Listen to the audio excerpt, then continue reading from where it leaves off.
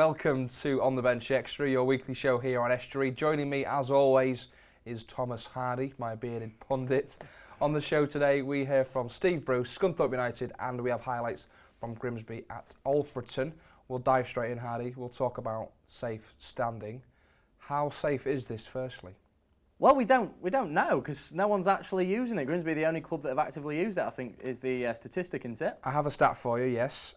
Grimsby are the first club to try this during a game. Bristol City's Ashton Gate have it, but legislation states they can't use it for spectating a game. Pointless, really. Yeah. And Peterborough United have 3 seats, which are used by club staff. That's wild, isn't it? All three of them.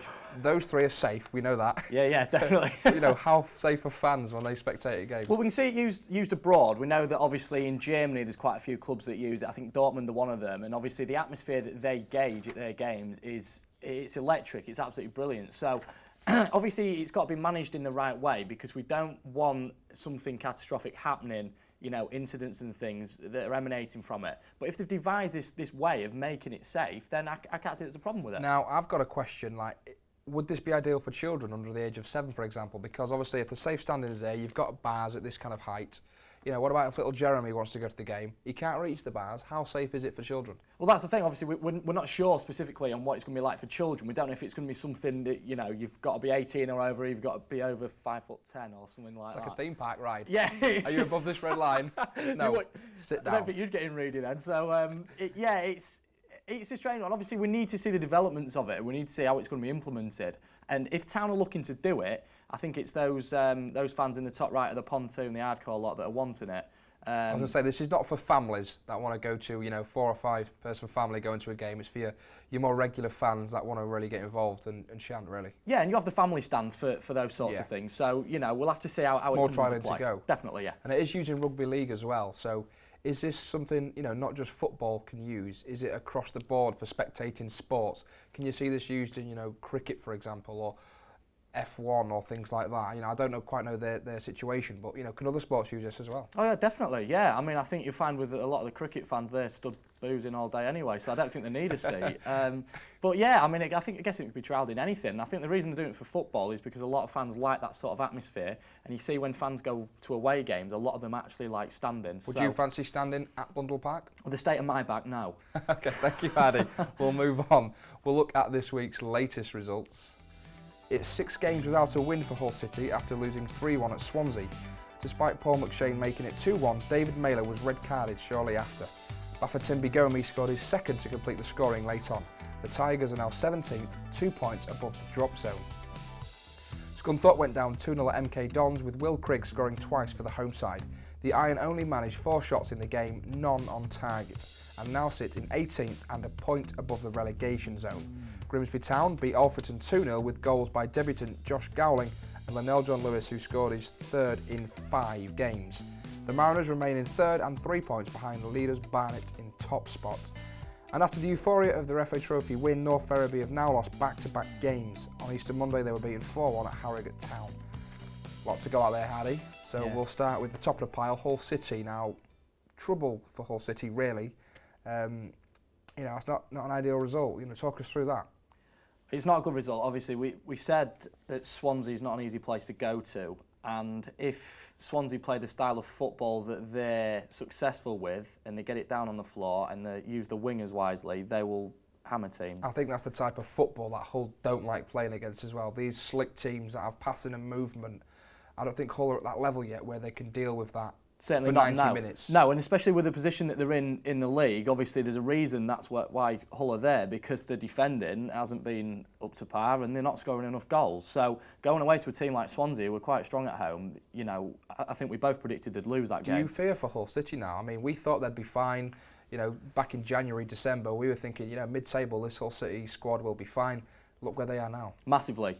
Massive. I mean, I can't believe we're saying it. I honestly thought they would finish around 13th, I think I said, back at Christmas. I didn't think they'd have any worries, but you look at the running that they've got as well, and it's so tough. I really do fear for them now. Obviously, QPR getting that emphatic win as well. How worrying is that for Hull, obviously, with Hull and Leicester picking up results as well? Yeah, Leicester getting the win as well, so it just makes it really difficult for them. Obviously, the teams around them winning, difficult time for Hull. Now, we said Scunthorpe United as well will struggle against MK Dons. We were right, not a single shot on target.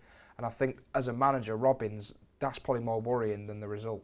I think if I was a fan, a Scunthorpe fan, and I'd gone to that game and I didn't see a shot on target, I mean... You'd be worried. I'm very worried. You could accept losing 2-0 if you had 10 shots on target, the keeper was outstanding. But, no shots on target, that's worrying. It's really worrying. We said before the show, they've got Madden. For that game, they had Madden, Theo Robinson and Van Veen, Van Veen, obviously he's come from Holland, he's a proven goal scorer. Robinson scores goals and Madden scores goals. Why have they not got a shot on target? Is this confidence at this time of the season, the fear of going down? Is that affecting the players? I think it could be. They shouldn't be in that relegation battle. We were talking about them as playoff contenders a month or so ago.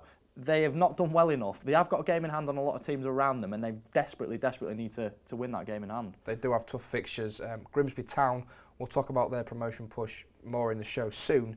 But again, I think some good results over the Easter weekend. Yeah, some good results. I was at both the games. They weren't particularly fantastic performances by any means. The Gateshead one, they really should have had Gateshead for the taking. It was a weakened Gateshead side. They just went up to it. The Alfreton game, Grimsby dominated as you'd expect them to do, but it wasn't much of a spectacle. It was a bit on edge until they got that first goal, and then they just controlled it from there. Now, this end of the season, the business end, if you like, does it really matter on the performance? Is it just the 3 points that matters, or do Grimsby still need to be putting in the performances?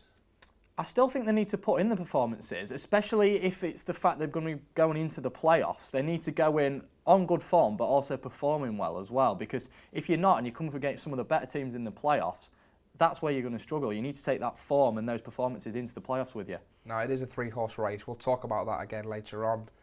But 4 points, is that 2 points dropped, if you like, or is that actually 4 points gained there with that draw as Gateshead as well? I think it's 2 points dropped because I think Gateshead, as I said a minute ago, were there for the taking. They had a striker playing centre half. I think they should have won. Thank you, Hardy. Right, we'll look at the highlights from the Alfreton game right now.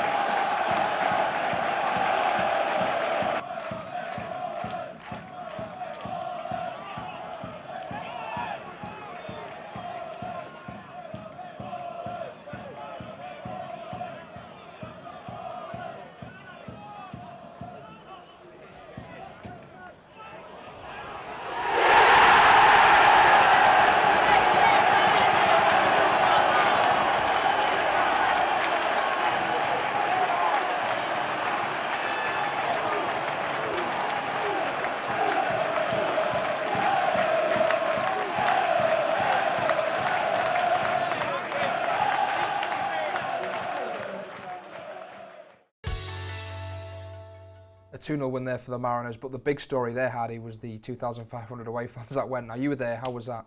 Unbelievable. I mean, 2,500 away fans to take them to Alfreton is just absolutely amazing. And there were more on the hill watching the game as well that couldn't get a ticket. 800 home fans, so outnumbered massively there. Brilliant, yeah.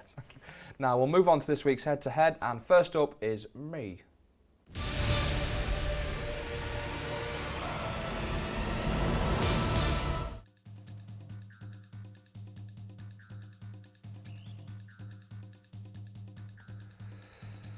Ricketts, Dawson, Myler, Huddleston, Boateng, Myhill, Guzan, Livermore, Corrin, El Mohammadi,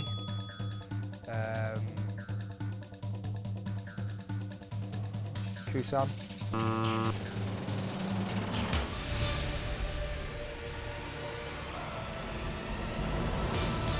4 correct answers there, Hardy. Now, based on past experience, that might not be enough. How do you feel? It's not a bad score, Reidy. Not It's bad all for right. you. We'll move on to this week's halftime teaser, and it is, who is the only player to be sent off in a game between Scunthorpe United and Crawley Town? See you in a few minutes.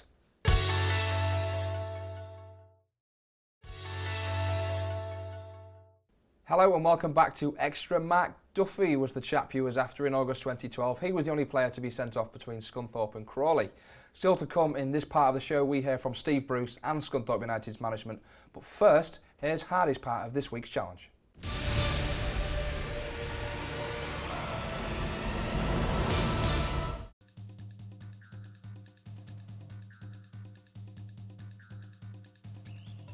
Myhill, McShane,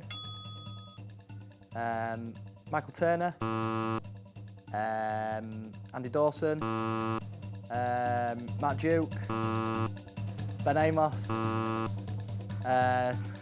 Tony Warner, Altidore, Giovanni, Ian Ashby, George Boateng.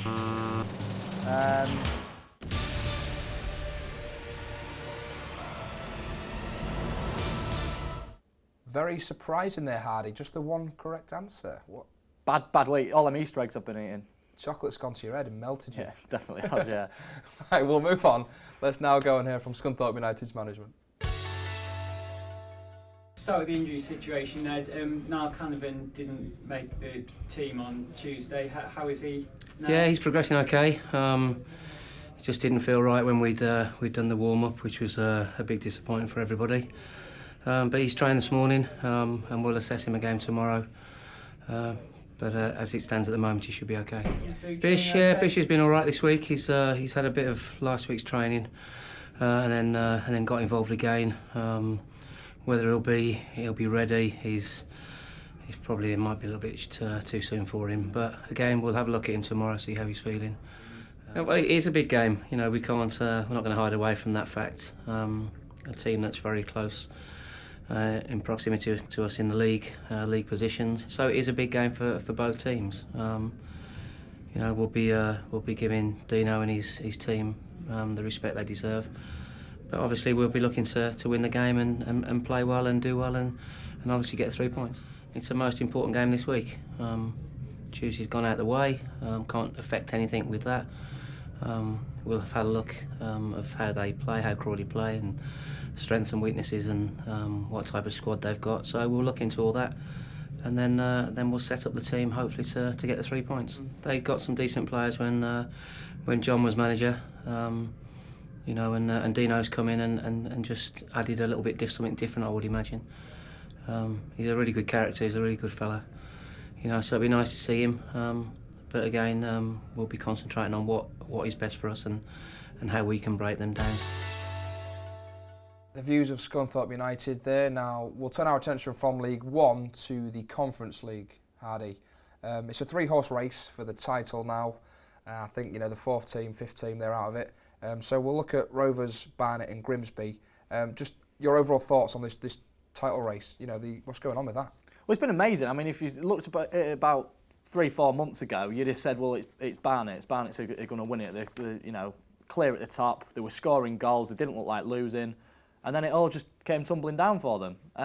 Obviously, Grimsby beat them twice this season, and that obviously attributed to it. Their points advantage is slowly just wilted away, and Bristol Rovers and Grimsby have got closer to that, and I think even at one point Grimsby were the favourites, I'm sure. Yeah, definitely, and obviously Grimsby with some of the results that they got, that obviously limited them and stopped them from trying to pull away. But I see Bristol Rovers as the standout side there. I think they've got the strongest team from one of the biggest cities in the country as well. You'd expect them really to still got league pedigree in the team, I would imagine. They have, yeah, because obviously they only came down last season, yeah. and they've got some really good players in there. They've conceded the least goals in the league as well, which is a major factor. Now I've got a crazy stat for you from Greg. If we look at the remaining fixtures for the three clubs at the top, the reverse fixture, Grimsby lost 2 of those against Southport and Aldershot. Now Rovers and Barnet haven't lost any games against these teams in the reverse fixture, if you understand that. So basically what we're saying is Grimsby have, on paper, little chance of winning the division. Yeah, we would say that because Barnet have got to slip up twice because of their goal difference. Bristol Rovers obviously are above Grimsby now as well. So Grimsby are hoping for a miracle. So Grimsby have got Wrexham, Southport and Aldershot. Barnet have got Halifax, Kidderminster and Gateshead. Now Barnet, might drop points there, we said before the show. Yeah. There's a tricky game there. Yeah. And Bristol Rovers have Southport, Dover and Alfreton. Which aren't the trickiest games, but if it could come to the fact that Southport are fighting for their lives, they wanting to stay up, and the last game of the season against Alfreton, that could be a decider on Alfreton staying up. So they're the sort of things that the Grimsby fans are hoping for, and they're thinking maybe that's going to happen, but Barnet have definitely got the hardest running. Do you think the pressure will get to all of these teams' players, especially on the last day of the season? They will be feeling the pressure, but I thought Bristol Rovers away at Kidderminster last weekend would maybe slip up, and they won 3-0 away, and you just think, that is just awesome. At this time of the season, to go to Kidderminster, who are a decent side, and win 3-0, I think that just shows Bristol Rovers' quality. Do you think the league will already be decided before the last day of the season, before the 5:15 kickoffs? Or do you feel it'll be, next weekend it could be decided if obviously Grimsby and Barnet lose, for example? I think it'll be decided by the last game of the season. And then the Grimsby fans, all they're playing for is obviously who they get in the playoffs. I can't see Grimsby winning the league. I'd love to say I could, but I just think Bristol Rovers are too strong. Thank you, Hardy. We'll move on. Yes. We'll now hear from Steve Bruce of Hull City in the Premier League. Well, the good part of last week, if there was any good part of it, was obviously Diarmi getting half an hour, which was good for us. I think you've just interviewed Chesney there. He's fit and available. Rossini's fit and available. The only real new doubts we've got is obviously Ramirez, and he can't play anyway. Myler suspended, and Curtis Davis picked up a knock, a thigh injury last weekend, just before the game, so he won't make it. So everybody else is okay. It's all to play for, and it wouldn't surprise me. I think all of us are asked the same question, and it's a big weekend. You've been saying that to me now for the best part of 4 months. It is what it is, and last week in particular was disappointing for us because all around us picked up points. And here's another challenge what we all face this weekend again. And the way it's gone all season, I wouldn't be surprised if it went down to the wire. I think that's what we're expecting. And certainly I'm expecting that because the nature of so many teams still in it. There's still 6 teams in it, and whereas maybe a week ago everybody's saying, well, QPR and Leicester are gone, all of a sudden they've produced a result and they're back in it again. So there's still 6 teams fighting for their lives, and unfortunately for us, we're one of them. We've got to get enough, wherever that tally is.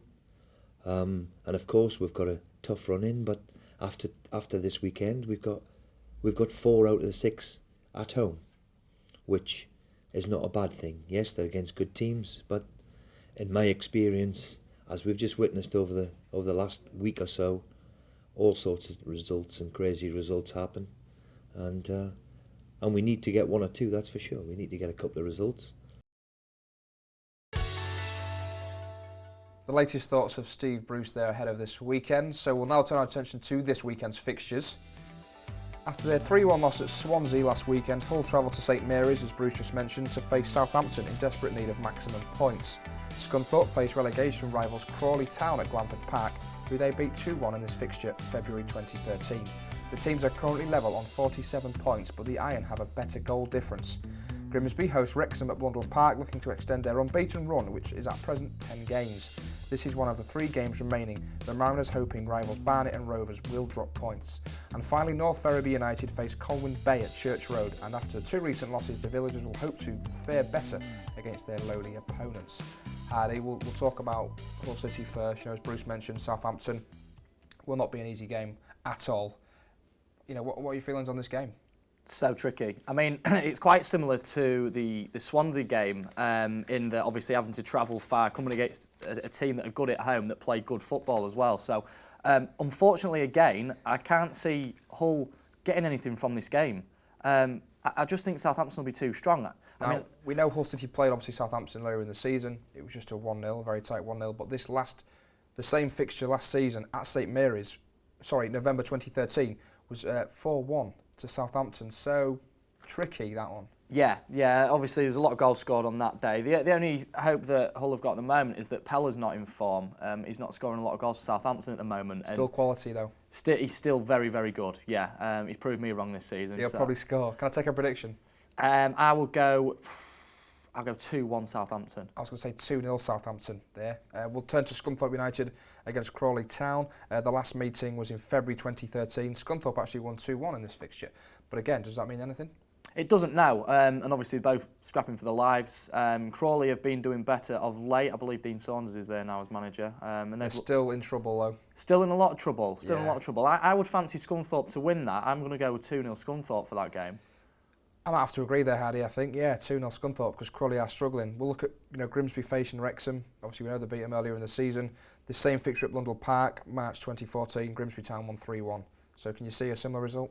Well, Wrexham obviously have underperformed massively this season. FA Trophy final, obviously they lost that. They've got rid of the manager and they've started doing a little bit better of late. But obviously it's still going to be a really difficult game because Wrexham are a big side. As I said, they're underperforming in that league.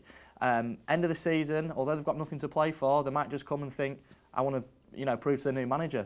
It's obviously crunch time for the Mariners now. Can I take a prediction for that one? I'll go 2-1 Grimsby. Well, time has beaten us once again. Don't forget, we're here every Saturday, 10 a.m. here on Estuary TV. On the Bench is on Estuary TV every Tuesdays at 8 o'clock. This week, it's Rob Underwood. Thank you, Mr. Hardy. Cheers, for Reidy. your input this week.